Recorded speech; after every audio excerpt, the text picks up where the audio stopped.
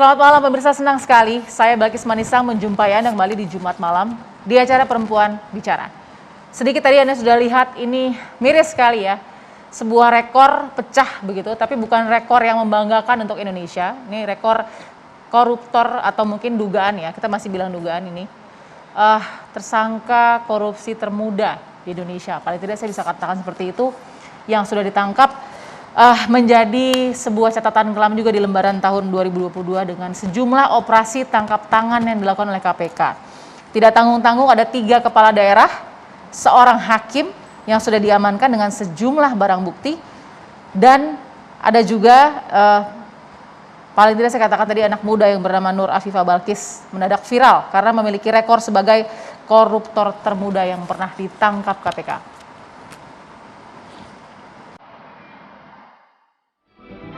Sosok Nur Afifah Balkis seketika menjadi tenar.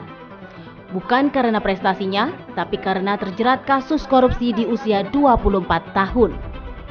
KPK menangkap Nur Afifah bersama beberapa orang lainnya dalam operasi tangkap tangan korupsi Bupati Penajam Pasir Utara, Kalimantan Timur, Abdul Ghafur Maksud.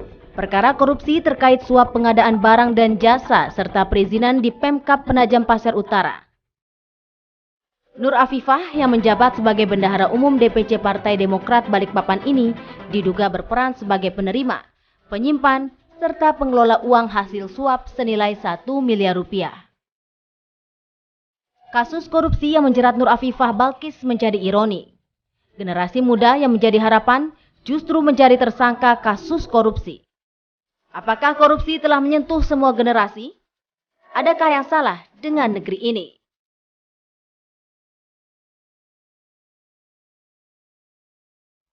Ya, dan bersama saya sudah ada perempuan-perempuan hebat di meja Perempuan Bicara. Saya perkenalkan mulai dari Mbak Devi Rahmawati sebagai pengamat sosial kita. Apa kabar Mbak Devi?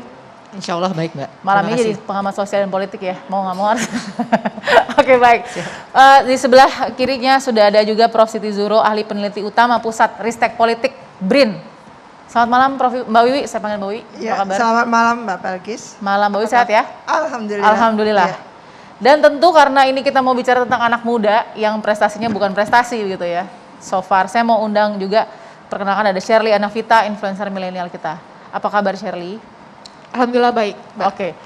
Saya mau dengar langsung dari Mbak Devi. Mbak Devi, ini mengejutkan tapi sebenarnya bukan hal yang baru karena sebenarnya sebelum ini juga sudah ada penangkapan-penangkapan kepala daerah muda, terus kemudian penegak hukum muda ya, atau mungkin istri-istri muda daripada ini terjadi. Mungkin kalau agak sedikit riset, ini istri-istri yang juga usianya masih muda tuh juga terlibat dalam kasus korupsi.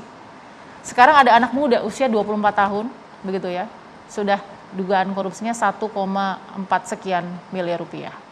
Ada fenomena apa tentang korupsi dan anak muda, Mbak Devi? Ya, menarik, ada sebuah penelitian yang sudah masuk ke levelnya, jurnalnya itu jurnal yang kastanya tinggi sekali lah. Artinya memang bisa dipertanggungjawabkan hasil studinya di Indonesia. Yang menarik ditemukan bahwa ternyata bagi kalangan muda bicara korupsi kan tidak langsung tiba-tiba korupsi. Ya. Tapi ada persoalan mentalitas, persepsi anak muda terhadap korupsi. Menarik, studi itu menunjukkan bahwa bicara soal integritas ternyata anak muda yang disurvei itu lebih mengenal kata korupsi tapi tidak memahami kata integritas. Padahal integritas itu kan terkait dengan kejujuran misalnya, dengan komitmen misalnya. Jadi pemahaman tentang korupsi itu mereka sadari ketika memang media mengangkat topik soal korupsi itu kuat sekali dan itu kaitannya dengan misalnya pejabat. Tapi pemahaman bahwa akar dari korupsi itu adalah ketidakjujuran, artinya bahwa ada sikap mental yang seharusnya dipersiapkan, itu mereka tidak memahami. Nah, ini kan menarik, artinya jangan-jangan bagi mereka mencontek gitu ya, membayar agar nilai lebih bagus misalnya, itu bukanlah satu hal yang memang menjadi cikal bakal praktek korupsi yang jauh lebih besar. Karena ketika bicara korupsi kan pemahamannya sebenarnya adalah bahwa Anda itu merugikan bukan hanya diri Anda tapi bangsa dan negara. Anda memiskinkan banyak orang, bahkan tanda kutip mendorong orang pada kematian. Kalau misalnya korupsinya korupsi tiang gitu, pembangunan jalan misalnya. Betul. Orang bisa meninggal kan. Betul. Pemahaman itu tidak sampai. Nah, ini kan bahaya. Artinya jangan-jangan kalau misalnya hari ini ada anak muda, ke depannya nauzubillah min zalik, tapi ada anak muda lain, bukan karena mereka niat misalnya melakukan korupsi, tapi karena basis moral dan prinsip-prinsip tentang integritas itu tidak mereka pahami. Nah, ini PR-nya jelas dari rumah. Karena bagaimanapun juga pendidikan tentang integritas itu harusnya dari rumah. Tapi pertanyaannya, apakah rumah menjadikan isu kejujuran sebagai tema utama untuk menjadikan bahwa kamu anak yang keren, kamu anak ibu yang membanggakan kalau kamu jujur. Nah, kami pernah bukan iseng ya, tapi sekedar melakukan monkey survey lah gitu, ditanya 3 kata pertama yang menurut kamu paling penting sebagai kualitas hidup. Kita tanya anak muda juga.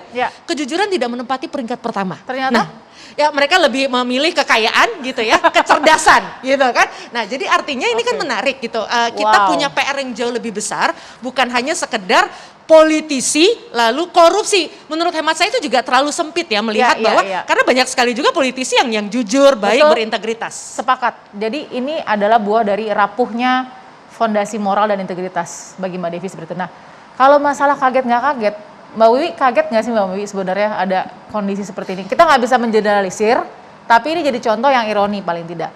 Bahwa ada anak muda yang sudah, saya yakin itu nggak semudah itu dia langsung nyemplung gitu. Pasti ada step-stepnya dia sampai ke sana. Nah, ini terjadi di dunia politik kita.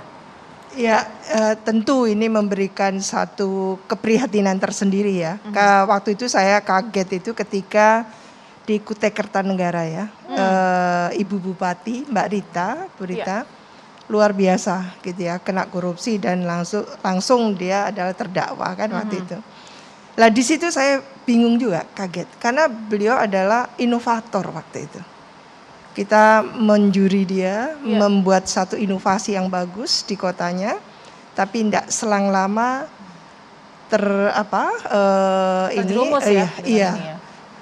beliau adalah koruptor. Itu sedih sekali saya. Karena sudah kurang apa? Beliau cantik dan sebagainya, bisa memimpin gitu ya. Kader partai dan sebagainya. Kecewa sekali kita. Nah, sekarang jauh lebih mudah lagi. Pertanyaannya adalah apa yang salah gitu ya. Dengan sistem kita ini. Kalau tadi dibilang ada penelitian yang bagus tadi itu, sebetulnya empirik menunjukkan bahwa kita ini kurang asupan budi pekerti. Jadi ada mata pelajaran yang dulu saya waktu SD, TK, TK dulu SD itu ada pendidikan budi pekerti. Itu penting sekali. Menulis halus gitu ya. Itu kan melatih kita kehalusan budi bahasa kita gitu ya. Budi pekerti penting sekali karena itu yang menjadi landasan, memberikan modal gitu ya pada kita. Lah itu hilang sama sekali. Dan ini semakin ironi. Dengan sistem demokrasi ini kita pertanyakan serius sekali.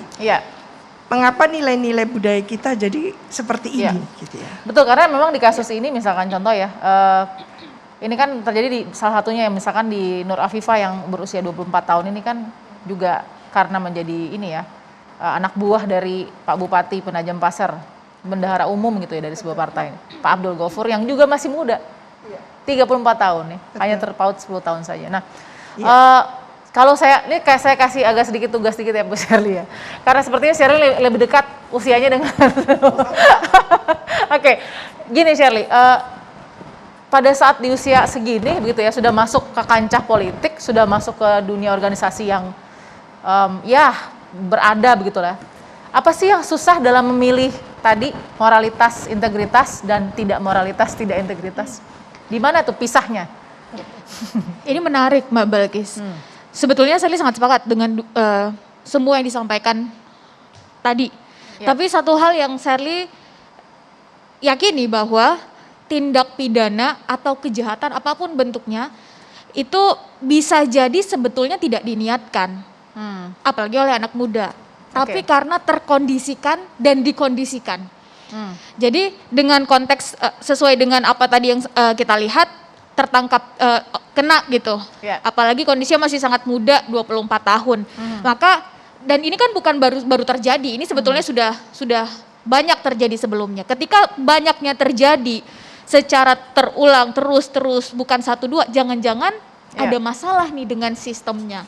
Oke. Saya sepakat dengan pertanyaan penting yang tadi disampaikan oleh Bunda. Untuk itu saya ingin meng-highlight 3 poin utama. Pertama, jangan-jangan mahalnya biaya politiknya sehingga ketika sudah sampai pada posisi tersebut atau jabatan tersebut, bertanya nih, ini mana yang bisa mengembalikan modal? Karena kita sama-sama tahu untuk sampai pada titik itu berapa biaya kampanye, belum lagi mahar partai, itu kan sangat tinggi. Yang kedua, korupsi itu bukan tentang tua muda. Saya juga sepakat, korupsi itu adalah tentang sikap mental. Dan ketika kita bicara mental, karakter, saya mengamini apa yang disampaikan oleh mantan Perdana Menteri Perempuan pertama Inggris, bahwa karakter itu dibentuk oleh kumpulan habit yang kita lakukan sehari-hari.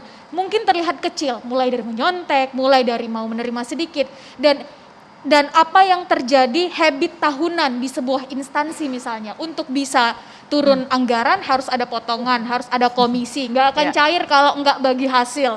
Ini kan sesuatu yang sudah menjadi habit tahunan di beberapa instansi yang ketika ini tidak bisa dipecah, akhirnya mau semudah apapun dia masuk ke dalam sistem, terus anak muda bisa apa di dalamnya kan? Gitu. Tapi kan punya kewajiban menjadi agent of change. Akhirnya tidak bisa dia melewati paling tidak harapan orang untuk dia menjadi agen perubahan. Saya akan tanya lagi karena tadi saya garis bawahi apa yang dikatakan Shirley adalah sistem politik. Bener nggak sih Mbak Wiwi seperti itu sistem politik? Karena jangan gini, kita mau konsen kemana nih? Apakah memang sistem politik atau memang kualitas SDM kita yang semakin menurun dengan tadi hasil survei yang luar biasa sekali. Anak muda sekarang lebih berpikir soal satu, kekayaan dan kecerdasan, bukan kejujuran. Sesaat lagi tetap di Perempuan Bicara.